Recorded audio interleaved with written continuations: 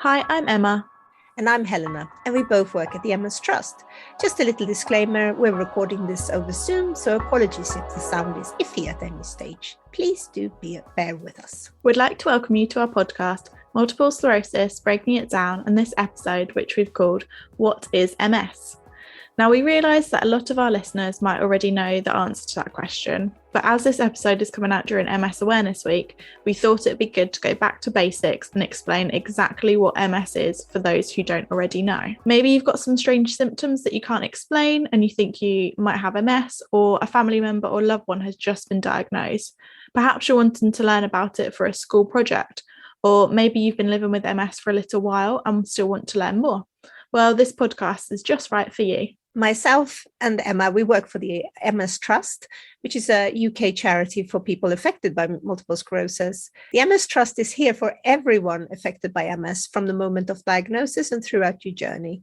We're here for you today, tomorrow, and every day after, making sure that life with MS isn't a life that's defined by MS. We provide trusted information to help people with MS live the best life possible. We train and educate MS health professionals to offer the best care, and we fund MS nurses in areas of greatest need. In the UK, there are over 130,000 people living with MS, and there are over 100 people getting diagnosed every week. So in this podcast, we'll be chatting to two guests about MS. One of those is Simon from our very own information team, who answers questions on a daily basis from people affected by MS who call or email our MS helpline. He's going to be giving us a bit of an MS 101 lesson. We're also going to be chatting to Hugh Nibloe, who is a Wheelchair Curling World Championship silver medal winner and Wheelchair Curling Paralympian for Team GB, who lives with MS. But let's first start with Simon and what is MS? When that's Helena, was first diagnosed with MS in 2007, I almost immediately went online to look up information. And there was a lot of weird, scary things. So I realized quickly that it was important to get the right information, really properly fact-checked information. And I came across the MS Trust website early on, and I really liked their tone and voice, and that they had the reputation of making sure that all information they provided was reliable. I mean, I liked it so much, I actually got myself a job here, but that's a different story. A lot of people who want to learn more about MS call our inquiry lines. We thought who better to talk to us through the ins and outs of MS than Simon, who is in charge of the MS Trust helpline.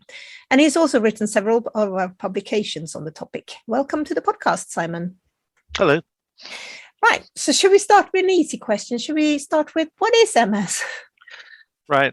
MS is a condition in which the immune system attacks the substance that covers the nerves in the brain and the spine, a substance called myelin.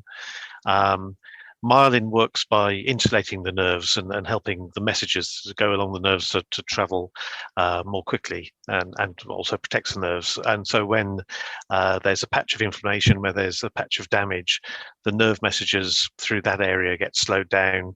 And depending on where those messages are going, that can create the symptoms of MS all over the body. I mean, the brain and the spine drive everything in the body, and these areas of damage stop the messages getting through so quickly.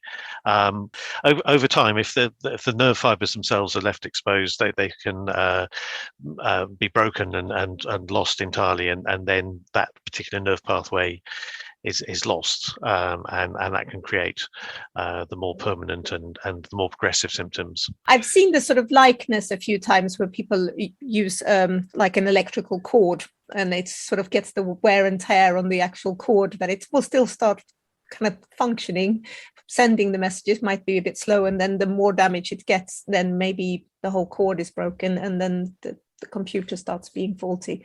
Is that sort of accurate? And also the brain is quite clever in sort of trying to cope with this. And if a particular pathway is blocked by some damage, the brain can redirect messages around the blockage. But that's like if somebody's digging up the high street, you can still get there by going down the back streets, but it'll take you longer. And eventually there might be roadworks in the back streets as well, and it's just impossible to get through. So the damage doesn't necessarily stop things happening, but it can make them harder for the body to get the messages backwards and forwards, and can jumble the signals that the brain's receiving as well. And I suppose some of these jumbled signals can cause MS symptoms. So we talk a lot about MS symptoms. Well, what are the most common MS symptoms? Well, there is a huge variety of symptoms, and it does depend where in the brain and the spine those patches of damage occur and what happens. It's almost like a game of battleships. If you're in a particular place, you might have problems with mobility, or you might have problems with sensations in a limb. If the patch is only a slight distance one side or the other, it might be an area which is less associated with function, and on a scan the lesion that you see on an MRI scan might look similar in both instances, but in one instance somebody is unable to walk, and in the other they might not have any visible symptoms at all. When you look at the scan, because you were saying sometimes you can sort of tell what's wrong. I know that I've had neurologists look at my scan and sort of say, oh, the one that you have on your spine, that's causing this specific symptom. But most of the time, if you get presented with a scan, you wouldn't necessarily know what could go wrong in the future, would you? Yes, I mean, the brain is so complicated. There are certain areas of the brain which are associated with some symptoms, but it's hard to it's not a sort of direct plug board that if something goes wrong here, then that symptom will occur. I mean, sometimes symptoms that happen in the spine, they affect sort of the wiring below that. So you might sort of get problems with mobility or bladder or bowel issues, things that are below the point where that damage happens. But equally, bladder symptoms can be caused, for instance, by various centers in different parts of the brain, all of which have a role in the normal functioning of the body. And you, wherever the spanner goes into the works, that can cause difficulties. Yeah, and I guess the brain controls absolutely everything, so that's why why we get so very many varied symptoms of MS. How we spoke a bit about scans and such. How do they actually diagnose MS? Because it's not the most straightforward procedure, is it? It's not. Ultimately, it's down to the clinical judgment of a neurologist. There's not a single smoking gun that if you have this particular thing, that means you have MS, and if you don't have it, you don't have MS. Ultimately, it's down to the judgment of the neurologist, based on their observations and then also supporting evidence from various tests. Those tests, the neurologist is likely to talk about your medical history and talk about previous instances of symptoms that may go back a number of years, and at the time either came and went without seeking help from a doctor or seeking any medical help, or were put down to something else, and were not considered to be MS at the time. But then when you sort of look back from a point where you think, is this MS, these sort of little islands of instances of symptoms can sort of be dots that can be joined together that can make MS seem a more possible explanation of the symptoms. There are tests that are used to support the diagnosis of MS. The MRI that we've talked about is probably the one which is most commonly used, which allows them to see a slice through the brain and the spine and pick out areas of inflammation and damage that have happened. Lumbar puncture is also used in some instances as well, which is they extract a sample of the fluid that surrounds the brain and the spine, and they can analyze that for, essentially they're analyzing it for debris that's floating around in it, resulting from the damage that has happened to the central nervous system, the brain and the spine. With the lumbar puncture and the MRI, we do have lots of videos on YouTube explaining some more of these, which we will pop in the show notes. But we do get questions sometimes if it's horrible to have these tests. Is there anything people can prepare to have them? Yeah, MRI can essentially you're put into a tube which is quite noisy whilst the scan is happening, and you've got to lie there very still whilst it's happening. It's not intrusive in the sense that nothing's going into your body. It's just you're sat in a very powerful magnetic field. It can feel very claustrophobic, and the noise can be scary, I suppose. I was going to say like a bad techno concert, but yes, scary will do. That's it. Yes. If you are claustrophobic, it can be an issue, but the radiographers and the MRI team will have experience of people who've had those situations and will do their best to put you at your ease. The lumbar puncture is invasive in that they have to put a needle into your spine to draw the fluid out.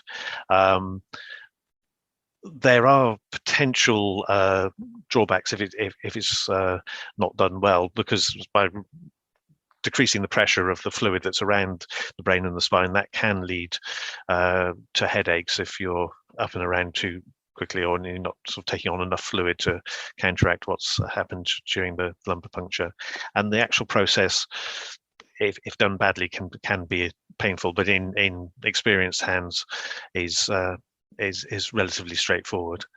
And I would encourage people to have a look at Professor Cole's video about that, because he explains it very well. Yeah, and I think there's definitely some ideas on preparing, and then you're saying about drinking afterwards. I think people recommend a full-fat Coke. I don't know if that's if that's true or not, but yes. So, looking back at things with MS, there's a lot of things that's happened in the last few years in research and things. But how long has MS actually?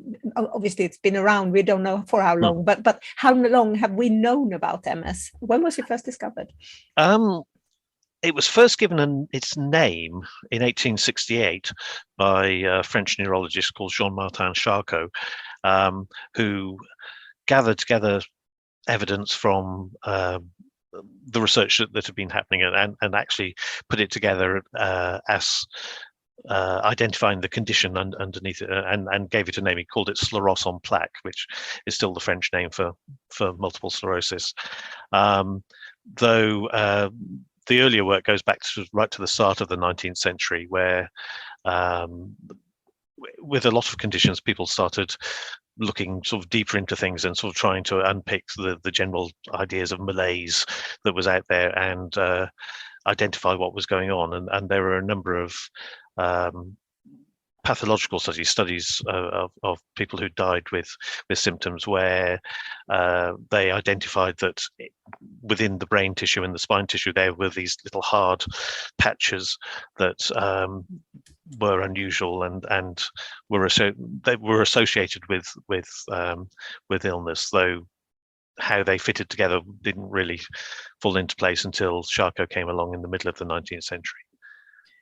How did they used to diagnose it before MRIs and lumbar punctures and all these things? It was more haphazard. It was sort of solely down to the neurologists. I mean, the example that often comes up, one of the issues for people with MS is an intolerance of heat, particularly an increase in temperature, and that can make their symptoms worse, and many people with MS will sort of find hot weather in the summer or any raises in temperature can cause problems. And there was a thing called a hot bath test, where effectively somebody was put into a hot bath, and if they struggled to get out of it effectively, I mean, if their symptoms got worse, that was seen as an indicator of or a potential indicator of MS. Hasn't been used for an awful long time. Which I'm quite thankful, to be honest. It does sound a little bit Monty Python, but but the effects of that were used for that are still very common, and we do regularly get questions if it's a hot summer from people who are finding that their MS is worse. I mean, some people find the cold affects them as well, but certainly changes in temperature, it's not good for a lot of people with MS. No. And it's funny, I think after I read about the hot bath test, there's been a few occasions when I've gone in a bath that's been too hot and then I struggle getting out because fatigue or tinglingness has happened. So I can sort of see that even if I said it sounded Monty Python, I can see where they were coming from, but I'm not sure that it's a very nice process of throwing your patient into the bath. Yes. It demonstrated something. It was perhaps not the most dignified way to go through a diagnosis. No. So who gets MS? Well, that can be anyone, really.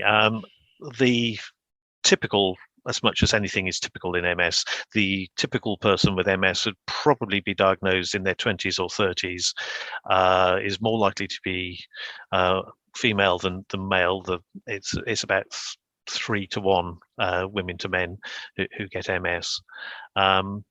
Though people are diagnosed younger than that. I mean, I think the youngest person diagnosed with MS was possibly under 2, and certainly there's I think it's around sort of 5% of people are sort of diagnosed before they're 18, usually after their adolescence, but in their teens. And equally, people can be diagnosed later than that. And I've spoken to people in their 70s and 80s who've only recently been diagnosed with MS. They may potentially have had symptoms undiagnosed for some time beforehand, but actually getting to the point of diagnosis can happen at any point in life. Historically, it tended to be associated with white people rather than people from different ethnicities, but that there is research that's going on that's sort of indicating that if that was ever the case, that's no longer the case, and the prevalence in different ethnic groups is similar. And I guess this coming out during MS Awareness Week, and we're raising awareness of MS, I guess the thing to say is if you are not white and you suspect that you have MS and you're being fobbed off because they say it's a white person's disease, that's certainly not right anymore then. Yes, no, that's certainly the case. I mean, there does seem to be a variation in the distribution of MS around the world. The closer you are to the equator, the less common MS seems to be. And there's sort of theories that's linked to exposure to sunlight or to vitamin D or other issues. And so MS is more common in Europe, North America, Australia. And if somebody travels after adolescence, they retain the prevalence rate of where they came from. Okay. So if somebody came from the Caribbean or from Asia as an adult, they would retain the risk of MS that was seen in Asia or the Caribbean, which is relatively low. If somebody travels before adolescence or is born in an area of high prevalence, they are more likely to have the prevalence of the local area.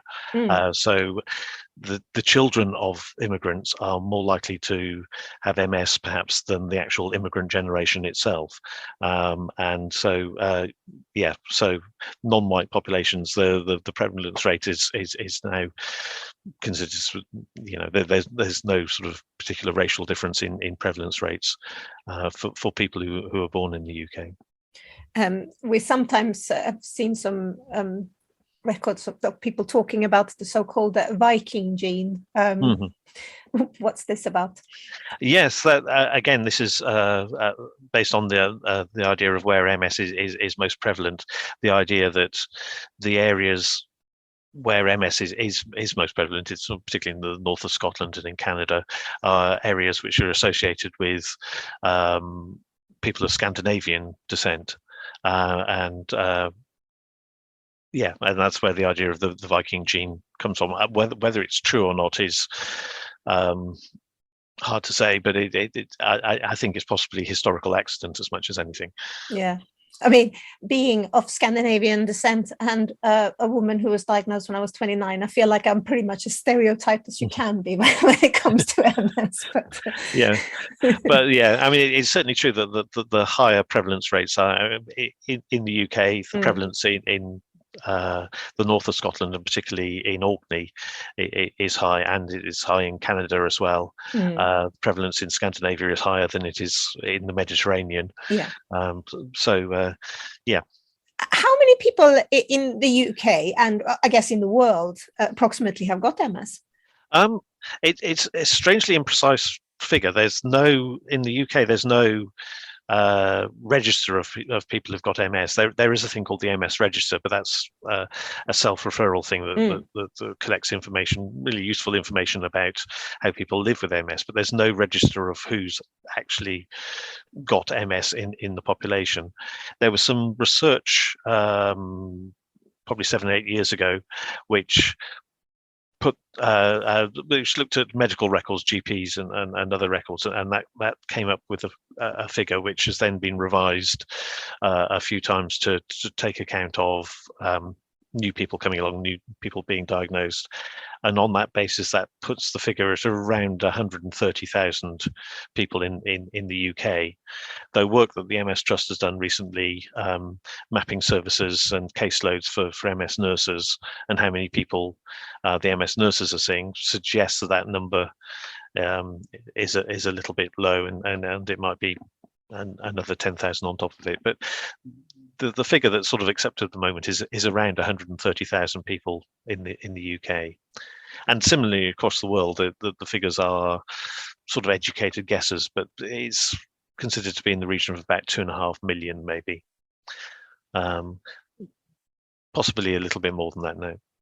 So it's fair to say that it's a common neurological condition. Yes. I mean, it's not the most common, but a lot of people will be affected by MS. Of course, MS doesn't just affect the person who has it; it affects their families, and their friends. So, if you considered the number of people who are actually affected by MS to some degree, including those indirectly, you're looking way more than 130,000. Yeah. When you were talking about getting diagnosed and looking at your medical history, will they at all take in account if there is MS in the family? That can be something that adds to the evidence that they're gathering together. MS isn't a hereditary condition. It's not passed directly down through the generations in the way that some other conditions are. Research into the genetic risks of MS has identified it's over 200 genes now, each of which increase the risk of getting MS by a small amount. None of them would cause MS in its own right, but if somebody has the right number or the wrong number of these genes, then they are susceptible to developing MS, though it then takes something in the environment, a virus perhaps, or something to do with vitamin D or other lifestyle factors that then trigger the processes that cause MS. So of course everybody gets their genes mixed from both parents. So if one parent has MS, their MS genes, if you like, are mixed with the genes that come from the other parent, so they're not being passed directly through to the child. So that reduces the risk to some degree. So if you have MS in the family, you have a higher risk of developing MS than the general population, but it's still quite a small risk. I think the figure, if you have a parent with MS, the risk is about 2 to 3% that you develop MS, but that's 97 to 98% risk that you won't have that you won't develop MS. And most people who are diagnosed with MS don't have certainly don't have a near family member who's got MS. So how that works is still to be determined. 2 questions that I'm guessing we get asked an awful lot would be, what causes MS and is there a cure? Not easy questions to answer, but And the answer to both is that it's not properly known. As I say, with MS, there's certainly a genetic element that develops a susceptibility to get MS, and then there is something that triggers the process, but that's what that trigger is not properly understood yet. There's been a lot of work looking at whether it's a virus that might cause it, and the current lead suspect perhaps is a thing called the Epstein-Barr virus, or EBV, which is the virus which causes glandular fever. It's a very common virus. The majority of the population, certainly the majority of the adult population, will have antibodies to it, will have been exposed to the virus, even if they've never had glandular fever. In majority of people, the virus will arrive, but their immune system sort of controls it, but the virus survives in the body. The theory is that for those people with MS, having the virus in their system makes the immune system mistake it for something in myelin and start to attack the myelin around nerves instead of attacking the virus and leading to the symptoms of MS. But there's as well as a potential virus, perhaps there are factors that do seem to have a role in the risk of developing MS. People with MS seem to have lower levels of vitamin D, and researchers has identified that the people with lower levels of vitamin D seem to have a higher risk of developing the condition. Smoking seems to raise the risk of developing MS, and if you have MS, smoking seems to raise the risk of having a worse course of MS than somebody who doesn't smoke. There's been work looking into BMI, sort of weight, when someone's an adolescent, and people are overweight in that period seem to have a higher risk of subsequently developing MS. So how these factors all fit in together is still ongoing research, but they're all associated with certainly a higher risk of MS. If it's probably, you couldn't say that they cause MS, but they're certainly sort of involved in some way. Yeah. The cure side of it, well, that's ideally we find the cure. There's no need for the MS trust.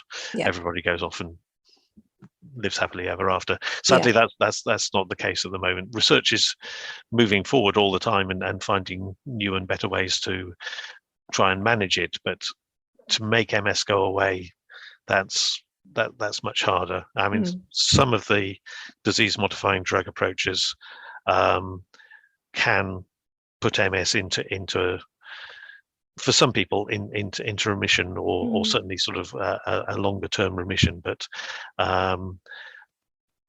perhaps the holy grail would be something that does that and also repairs the damage that's happened. It probably sort of raises the idea of what is a cure. Does a cure mean that you go back to how you were before MS started, or does it mean that you get to a state where MS is not getting any worse? And the possibility of stopping MS is seeming much more real with the way that the research is going. The idea of going back to how you were before day one, that's probably a longer term dream. Yeah, but there's definitely a lot of exciting things happening in the world of research. Oh, certainly, yes. On both sides of it, drugs that are more effective at slowing the course of MS and the certainly the processes that cause relapses, and increasingly interesting research that suggests it's possible to repair myelin and to some degree sort of patch up the damage that's happened. That's at a more experimental stage, but there are indicators that it might be possible, and the medication might be able to help that process to happen. And there's more information about that on our website as well. We will pop links into the show notes for remyelination and possible cures links and that. You mentioned relapses. We haven't spoken about that. There's a few different types of MS. Yes, yes. I mean, typically, again, sort of back to the typical MS, people are diagnosed with what's called relapsing remitting MS.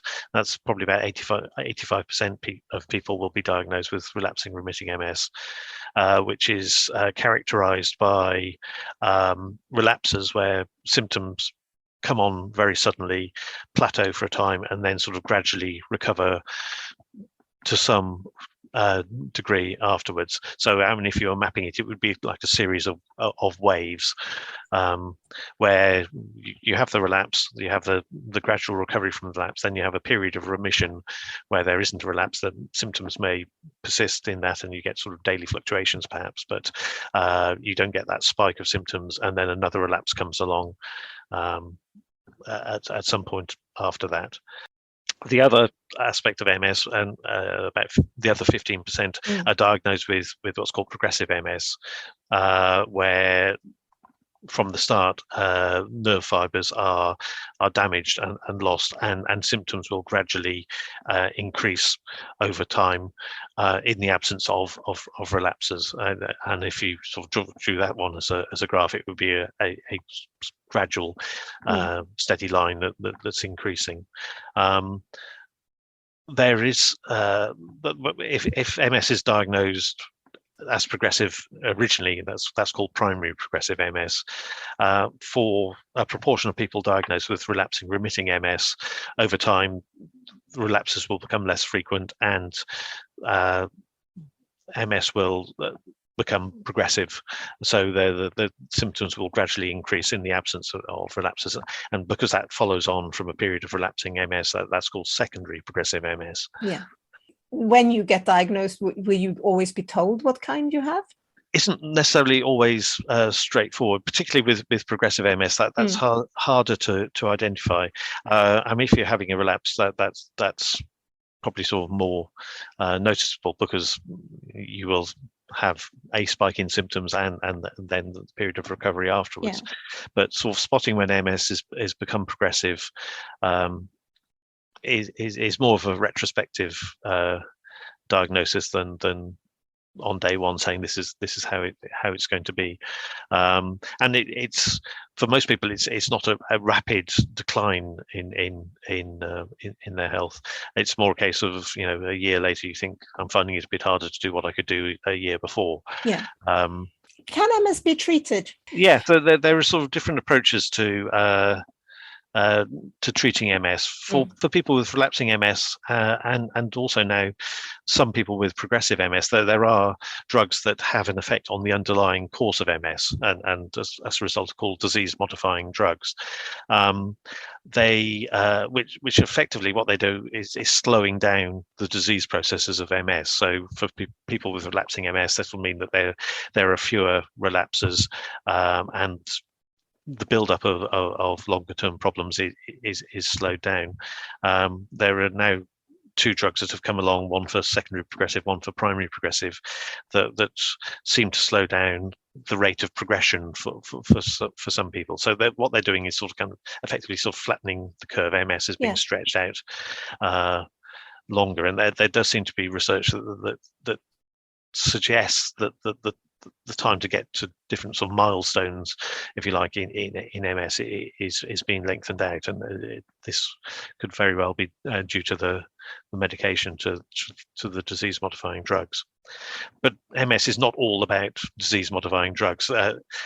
For relapses themselves, the treatment they can be treated with steroids, which have an effect on damping down the inflammation that's happening in the middle of a relapse. Steroids don't have an effect on the long-term course of MS, but they can get you through a relapse a little bit quicker than if you didn't take the steroids. You're no worse off for not taking the steroids in the long run, but you might have the relapse for a few weeks longer if you do. And of course, there are treatments for the individual symptoms of MS that come along, and this is sometimes overlooked, but it is very important. And there's the perception that if you're not eligible for a disease-modifying drug, then there is nothing for you. But that's not the case. There are things that can be done to help treat and manage individual symptoms, and that will depend on the nature of the symptom and the severity of the symptom. And it might include medication, it might include physiotherapy, it might include equipment or orthotics, or depending on what it is.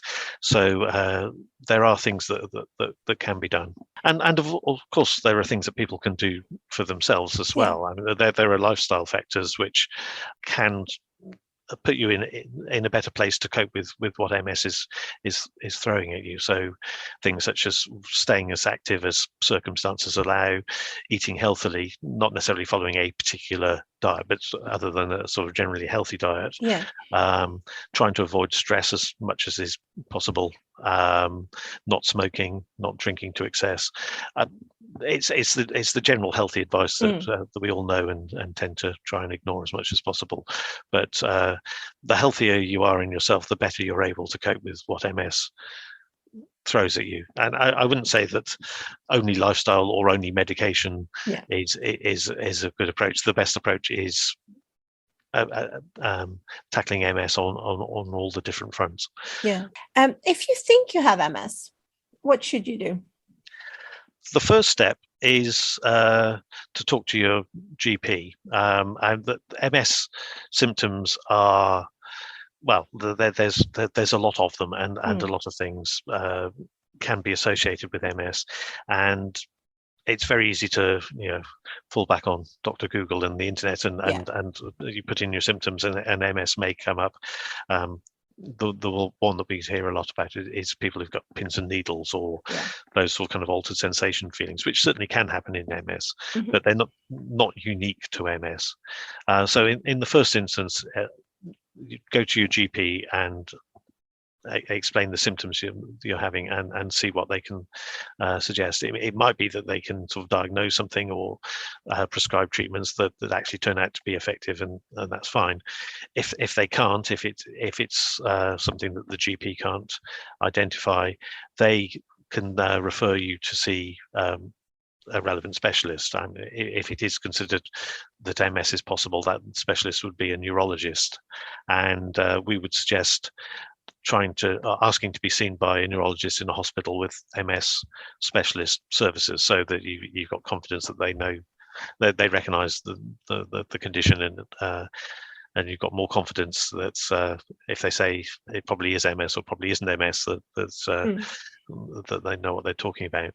If you want to know where the hospitals with MS specialists are, there's a map on the website. So hopefully you can be referred to the teams there and go through the processes that we described earlier by way of diagnosis.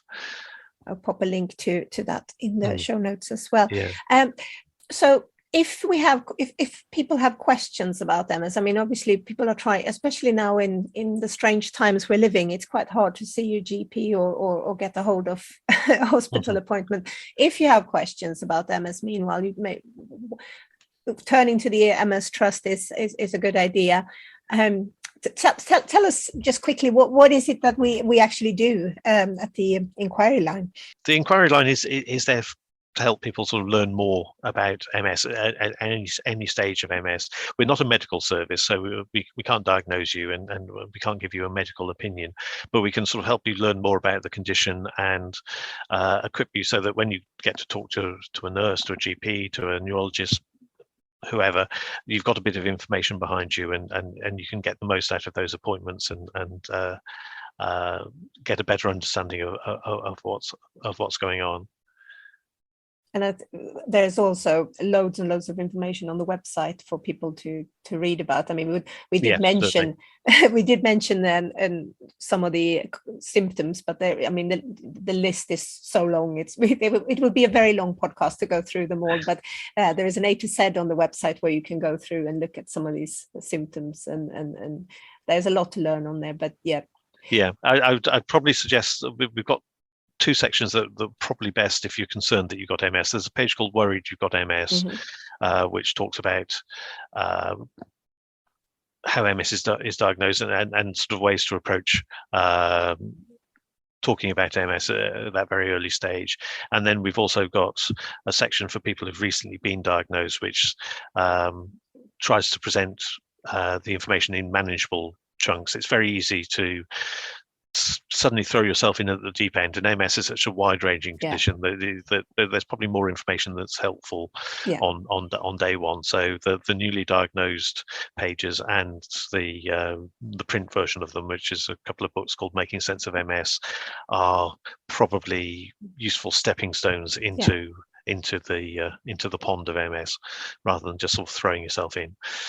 That sounds like a good approach. Thank you so much for chatting with me today, Simon. You might get lots of people calling you up now asking questions. Yeah, no. People are very welcome to contact us. We're the service, the inquiry service is staffed from 9 to 5 on weekdays, and we also got an email address, so you can ring us on 0800 032 3839. Or email us on ask@mstrust.org.uk, and we'll see what we can do to get you the information that you need. Fantastic. Thank you so much. Now, if this was a commercial podcast, here is where there would be an advert. But as we're a charity, we don't do that. So instead, we'd like to take the opportunity to tell you all about our fantastic resources for people with MS. Our website, which is mstrust.org.uk, has tons of information and resources for people affected by MS and living in the UK. As Simon mentioned, we also run an MS helpline that you can reach on 0800 032 3839, or you can email us at ask@mstrust.org.uk, and we'll get back to you as soon as possible. So today we're very lucky to be joined by Hugh Nibloe, who is a Wheelchair Curling World Championships silver medal winner and Wheelchair Curling Paralympian for Team GB. And he's just going to talk to us today about his experiences of MS. So can you just start off by introducing yourself in your own words and sort of talking a little bit about when you first found out you had MS, maybe some of your first symptoms? So I'm Hugh Nibloe. Most people call me Shug. I had my first symptoms back in 2005. It was my vision that went. I had blurry vision and a double vision at times, and I went to an optician, and they said I had to go and see somebody at the hospital. Then my legs started to go. I was at the football one night, and I was walking back to the car, and I tripped, and I thought it was a hole in the ground, but as the weeks were passing, I realised no, it wasn't. My legs weren't working right. And I went to A&E on the Friday night and they said I had to see my GP. I went home that night and tripped on the steps and broke my foot, my metatarsal.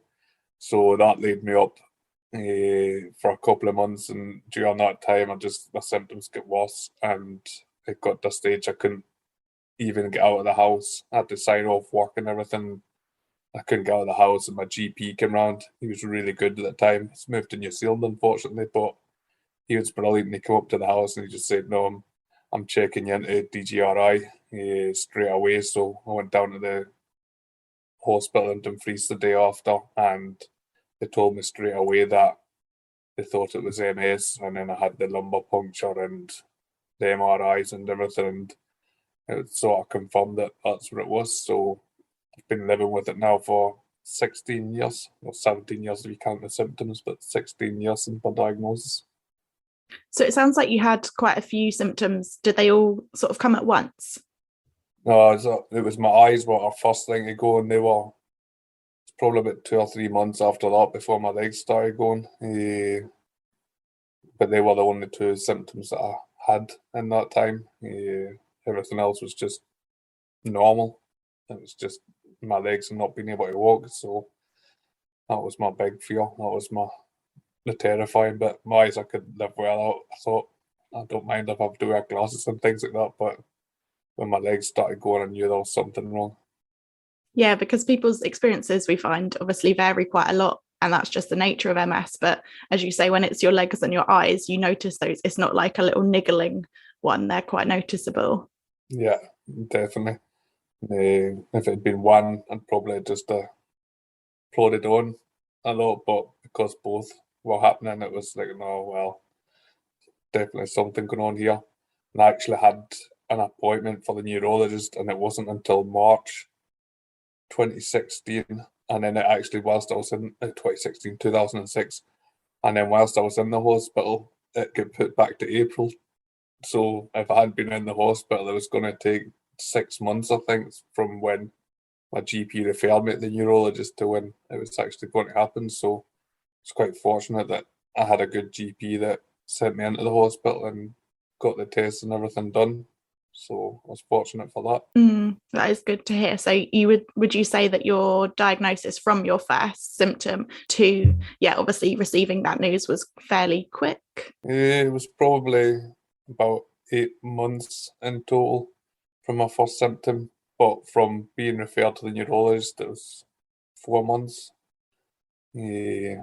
So it could have been 6, but it was only the 4, thankfully. So I was actually relieved at the time, because I was thinking it could have been something much worse, kind of thing. And it was like, could it be a tumour or something like that? Could it be something, a death sentence, basically, was what my big fear was when I was getting the symptoms and that. So to be told that it was MS was, I wouldn't say I was jumping for joy, but, well, I was unable to jump, but I was a bit relieved that it wasn't something terminal.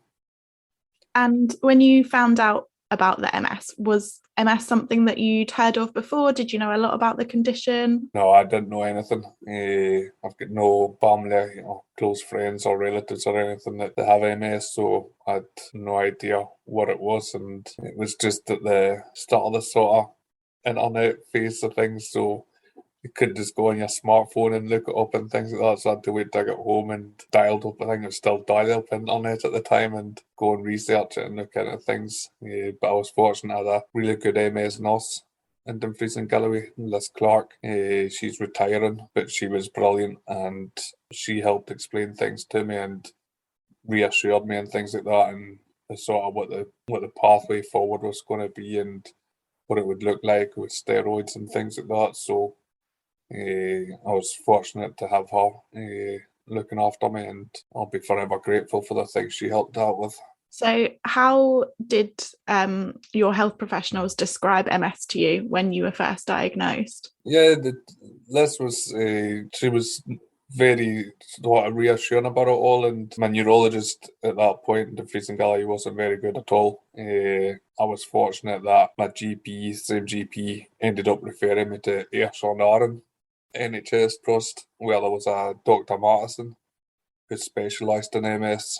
And when you did tell sort of the close friends and family, how did you communicate that with them? Probably just matter of fact that I've got MS, and hopefully I'll get my steroids and I'll get better and stuff, and then that'll be me, and I'll be up and about, and just try to look on it from a positive aspect. And I was off a bit of a high in that I wasn't given that terminal diagnosis or something, so at the time I just got on with things, and would have been matter of fact and just said, no, I've got MS and I'm not worried, and I'm just going to go about and see how long I can stay strong for. Do you remember if they had any sort of questions or there were any sort of confusions? I don't think there was many questions. I think my mates especially would just have been, all right, no bother. But my mum, I'm sure, I know behind the scenes when I wasn't there, I'm sure it affected my mum quite a bit. She went and did her research and everything. But my dad's very much like me. He's like, oh, well, he says it's all right, so he's all right. But yeah, no, that was just very matter of fact, and nobody really questioned me. Well, at that point, they probably knew more than me about it, so they didn't worry about it. Well, other than my mum, I don't think anyone really worried about it. They were just happy that I was all right with it. So nowadays, obviously, you mentioned you went through the treatment to sort of halt progression of your MS. Do you experience any different symptoms to those that you did when you were first diagnosed, or are they fairly similar still? Compared to my first diagnosis, I can't walk now. I'm in a wheelchair 24/7. But other than that, my vision and things, it's been fine ever since that first steroid treatment. I do need glasses now for when I'm driving, but other than my legs, I get high tone in my legs and a lot of spasticity and things in my legs. Other than that, I seem to be all right. My upper body seems fine, my arms and things like that. So other than flying about in a wheelchair and getting a bit tired now and again, don't know whether that's turning 40 or if it's MS related, but other than that, I seem to be fine. If somebody gave me the power to walk again, I would be back to normal, but hey ho, it's just something that unfortunately I've still got the use of my arms and my fingers and things like that. My dexterity is not as good as it used to be, but I don't know if that's just me being lazy, not wanting to write things down and stuff. But yeah, no, I'm all right. I'm happy with. I'll settle for what I've got and things. So if they told me that this is me for the rest of my days, I can live with that. And obviously we talked about the use of your wheelchair and things. Obviously there are a lot of stigmas around, when people first are diagnosed with MS, one of their pictures in their head is, or questions they have is, will I have to use a wheelchair? Did you find that you had to overcome some of those barriers?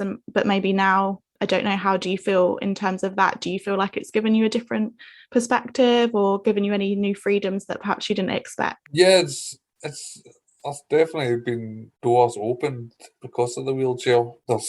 Well, like I said, I'm a Paralympian and things now. You get pretty decent parking with your blue badge. They got all the highlights of it. You get music, concert tickets and football tickets and stuff. We are companion and things, so there's definitely things like that. But there is, like I said before, I tried to keep walking for as long as I could. Just became an absolute effort to walk 5-10 meters, having to put on splints and different things, and it did get to the stage that it was just ridiculous, and I just had to accept no.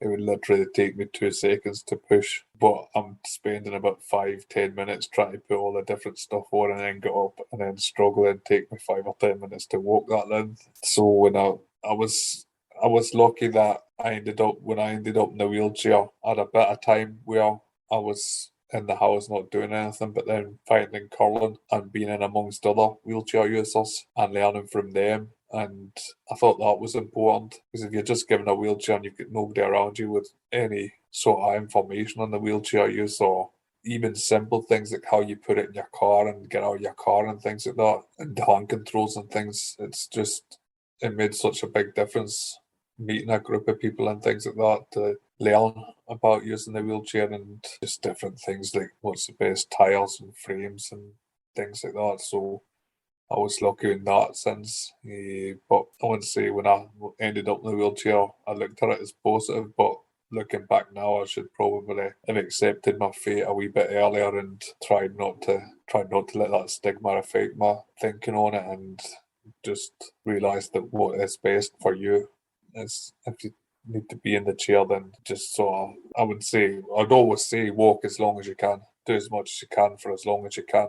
I'd give anything to be able to walk, just get up and walk to my front door. I would give anything just to be able to do it. But I guess at the same time, you've got to look at yourself and your own well-being and what's going to be best for you. And hopefully everybody will have that MS nurse or physio or specialist that will advise them, and their information will be good, I'm sure, to let people know what's best for them, and just kind of go along with it and accept that they're telling you these things because it's right for you. And I know when I was doing my walking and stuff like that, and my physios were saying, you should maybe try the wheelchair. Maybe the wheelchair's going to be better for you in the long run and things. And they sort of broke it to me gently and things like that. And I'm lucky that they were there at the time to give me that hope and things. So it's definitely a stigma around it, but yeah, I'm quite content in it now. I've been in it long enough now that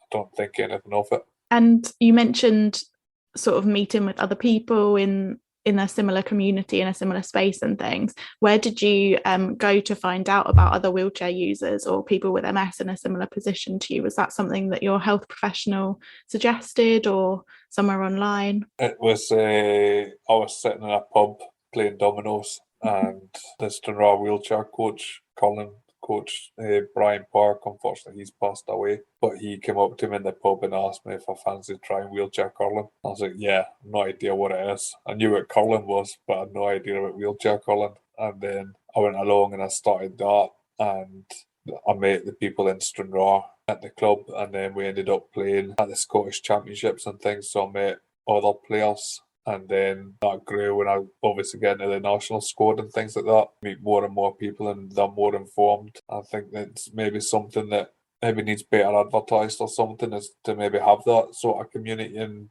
be able, because I've got like Gregor, who I play with, we end up sharing a room all the time because he comes from Elgin, I come up from Stranraer, so we have to share a hotel together.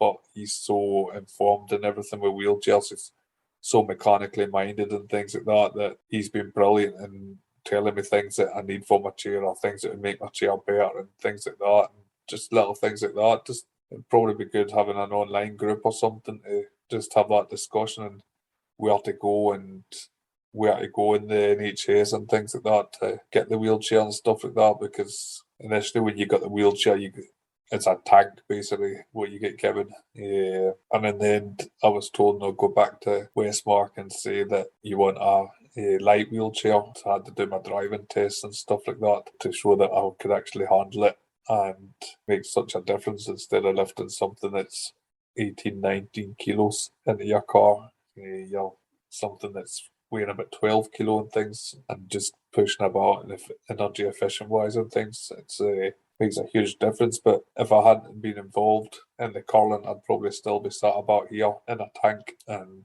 yeah, I think it's something that we could maybe do a bit better, as things with wheelchairs and what's best and where's best advice to go to. I know that obviously it's different throughout the UK, the different wheelchair services and things, but I've quite a good relationship with my wheelchair services up here with Westmark. I've good relationships with them over the years, so I'm fortunate, but I know that there's a lot of people that won't know what to go and ask for or how to go about it. So it's definitely something that I was lucky I fell into that group of people that knew what to ask for and what to get, what's best. So we know that MS is such a varied condition, and sort of no two people will experience the same symptoms or the same severity of their symptoms either. As someone who's sort of in that public facing, not role, but yeah, who is facing into the public as a Paralympian, do you feel a certain level of pressure to represent different elements of MS? Because we know from experience that people like Kadina Cox, who's also a Paralympian, often faces some criticism over, oh, you're running every day in the Paralympics, but you can't really have MS because surely your fatigue would affect you, or various different symptoms would prevent you from being successful. Is that something that you find a challenge? Or I've been fortunate because with my sport, with wheelchair curling, it's if you're in a wheelchair, you're kind of, everybody's the same, so you don't know what one person suffers from to the next person. So I haven't faced the same sort of questions, the same sort of issues over the years. I mean, I've every admiration for Kadina, and I would love to be in her shoes and things and be as good athletic wise as she is, and she does a phenomenal job, and she's making the most of everything she's still got use of. I think people that are critical of her should maybe take a step back and think that it could only might be a few years and she might be in a wheelchair or things like that. I think it's just important to use everything you've got and everything that you can whilst you've got it, and I think she's done a phenomenal job, and definitely huge respect for her and anybody else with MS that's out doing it. Like you say, everybody's got different symptoms. I can't walk, that's my symptom, and I make the most of that. But I know a lot of people that have upper body issues and things like that. I mean, I'm not going to be angry at somebody using MS as a reason when they can walk and run about and stuff like that. So I would hope that people wouldn't be saying, well, he can't have MS because his upper body's fine and things like that.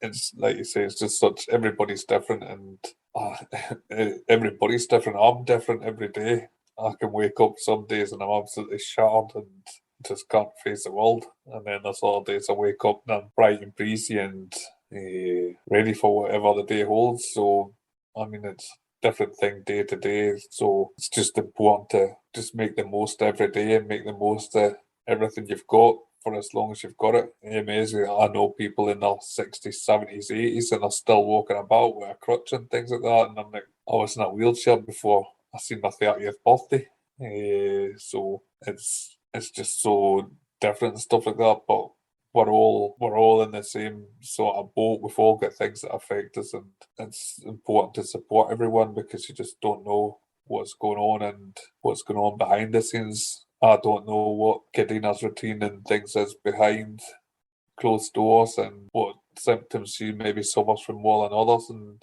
people should realise that you don't know. You see the face on the TV, but what goes on. I know that with curling, whereas it's 99% of the things we do, nobody ever sees. So you just see, especially for Karina, you see her for a very short period of time on the TV because she's so fast. So it's important to just take everybody on at face value kind of thing. And I know the scrutiny that goes on behind the scenes for classification and things like that, that they don't just say, you don't just show up and say, look, I've got MS, I want to do this. And there's a bit more to it in classification terms. I know I had a bit of hassle for classification. I had to get my legs twisted and pulled and things like that to make sure that I wasn't tailing fibs, and had to show up where I think I had 3 different specialists and wrote letters to say that I had MS and things like that, and that I couldn't walk. So there's quite a lot in the athletic world that people won't see, but you do have to go through a few tests and different things to make sure that you're eligible. And she's definitely eligible to compete in her stuff, so I don't think she should face any criticism at all, and all admiration to her for being that person that's making the most of what she's got and taking every opportunity she can. So just to finish up then, do you have any tips that you would give to someone who was newly diagnosed and sort of struggling to communicate MS with other people? I think if you're struggling, I mean, your nearest and dearest are, I'm fortunate. I've got parents who love and adore me, and I've got brother and sister and close friends that I can share anything with, and I've always had that. So I'm fortunate that way. But if you've not got that support network, then health professionals are brilliant. I mean, the NHS has got so many good people in it, and I know that my MS nurse back in the day when I was diagnosed, and I'm sure that the MS nurses across the country, I've absolutely no doubt, will all be absolutely brilliant. Everyone that I've met's been brilliant. Even sitting and speaking to them, and they can refer you in different paths, and they can get you speaking to the right people. I think putting full trust in these people, the MS nurse, and I know that the consultants and the specialists, they're maybe a bit more difficult because they've obviously got a lot more, they're sort of way high up in dealing with things, but the MS nurse and stuff like that I've always met, they've always been there and they've always had time for you, and I've had their phone numbers and things like that to get in touch. I think they are a brilliant output for people to turn to. And then there's the helplines as well. I've never used any of the helplines, so I can't really speak for them, but I imagine they're brilliant. But I would definitely say that if you've not got a really close support network at home, then I would definitely go down the route of speaking to an MS nurse and getting help and advice from them. And I'm sure they can, whatever area it is, I'm sure they can push people towards certain groups and things like that they might help. So definitely speak to them and reach out to the MS community, because like you say, everybody's different, but there'll be lots of people that have the same symptoms or the same concerns and things with you. So reaching out to chat boards and things like that and speaking to people on that, I think would definitely be a good thing for people to do. That's brilliant. Thank you so much for joining us today. And we're back. It's been a very interesting podcast to listen to today, I think. There's been a lot of information to take in, both from the MS 101 lesson with Simon and listening to Hugh's story. I think I do really like listening to different people with MS stories about how they got diagnosed, because it's, I've worked here for many years and no story is the same as another one. And I think it's important to tell all the different stories. It's hard to do a podcast called What is MS and sort of have one person represent what is MS, because everyone's MS is very different. Yeah, I think if we tried to cover all of the different experiences people have with MS, this podcast would probably go on for a couple of days rather than an hour or so. So Yeah, it's quite a challenge, but if you want to read about some of the different experiences people have with MS, including their sort of diagnosis journeys, we have got lots of different personal stories on our website. MS is sometimes referred to as a snowflake condition, not what people like to shout about on Twitter about snowflakes, but actual snowflakes, because it's no person's MS is the same as another person with MS. And as Simon spoke about, the fact that MS is caused by demyelination or attacks on the brain, and the brain controls everything, it's no wonder that it's so different from person to person, because it all depends on where these attacks occur. Now, if you want to learn more about MS, the ins and outs of treatments and various symptoms, our website is a great place to start. We produce practical, reliable, evidence-based information online and in print and video too, covering a whole range of topics from lifestyle tips to MS symptoms. We've also got some great information on explaining MS to kids, some bits on drugs and treatments as well. And the website was a godsend for me when I was diagnosed, as I just wanted to read anything that I could get my paws on. But I know a lot of people take in information in different ways, and some people might want to dip into just the bits that really matter to them. So I said on the website is really great for that. You can just sort of alphabetically look for the symptom or treatment or any other things that you would want information from, start there. And like Simon mentioned in the thing, if you are newly diagnosed, there is a whole section for the newly diagnosed on the website as well. And speaking of information, if you're listening to this during MS Awareness Week, we're running a series of webinars covering topics such as fatigue, work in MS, cognition issues, and a few more. So be sure to check them out. You can sign up at mstrust.org.uk/MSAW. We understand that there might be quite a lot to take in after this podcast, so remember that if you have any questions about MS or want to talk to a real person rather than just looking online or reading a publication, we're here for you as well. Our inquiry service, as we mentioned, is available Monday to Friday except UK bank holidays from 9 a.m. to 5 p.m, and outside of these hours you can leave us a message and we'll get back to you as soon as possible. The number for that is 0800 032 3839, or email us at ask@mstrust.org.uk, and it's available for anyone who wants to know more about MS, not just those currently living with the condition. And you can also find us on Facebook, YouTube, Twitter, and Instagram. And you can find this podcast on Spotify, Google, and Apple Podcast and Amazon Music. Get in touch, and like they say, like and subscribe. But yeah, do get in touch and tell us what you thought about this podcast, and let us know about topics that you'd like to hear in the future. And if you are new to MS, be sure to check out some other episodes of Multiple Sclerosis Breaking It Down. And we would finally like to say a big thank you to Anne Chapman Audio for the music of this podcast. Thank you. Thank you. Bye.